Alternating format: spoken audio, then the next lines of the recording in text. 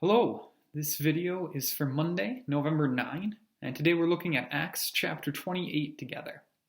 I think it'd be a great idea if you take some time and read Acts 28 on your own. If you'd like to read this chapter online, you can follow the link I've posted right alongside this video.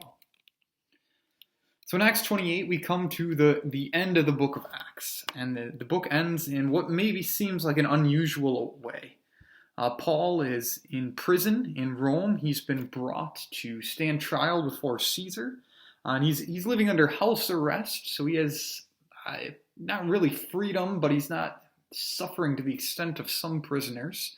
And he's preaching the gospel, and the story ends there. There's no account of Paul going and standing trial before Caesar. It seems like sort of a almost anticlimactic end to the story. But I think there might be some reason for that.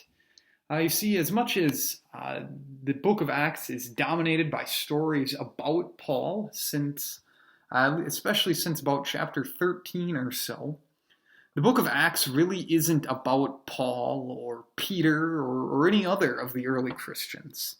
The book of Acts is about Jesus Christ, the good news of Jesus Christ and God's people, the church, that are spreading this good news and believing it.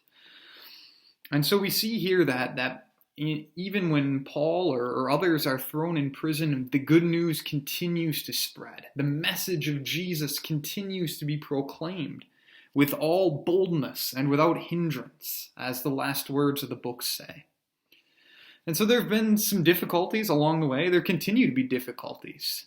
But even when the Christians suffer, even when perhaps some Jews reject the gospel, or some Gentiles as well, there still are more that believe. There are others that believe, both Jews and Gentiles. And so all kinds of people from all throughout the known world are coming to Jesus. The good news is spreading. God's kingdom is advancing. And I think the same thing holds true for us today, that in the midst of trials and troubles, in the midst of people who reject Jesus and the good news of him, we can have courage too. We can have faith that the good news of Jesus does continue to spread, that more people do come to faith, that God's kingdom continues to advance, that God continues to work out his plans. And so we have faith. We wait and hope, and we trust that Jesus will return, that the work will be finished, and that all who are supposed to believe will believe, because Jesus is King. Jesus is Lord of all things, and his good news is for all kinds of people. His good news is for the whole world. So that's my thought with today's reading. If you've got thoughts or comments of your own, please feel free to share them, and I'll respond to you. Thanks again for watching. Have a great day.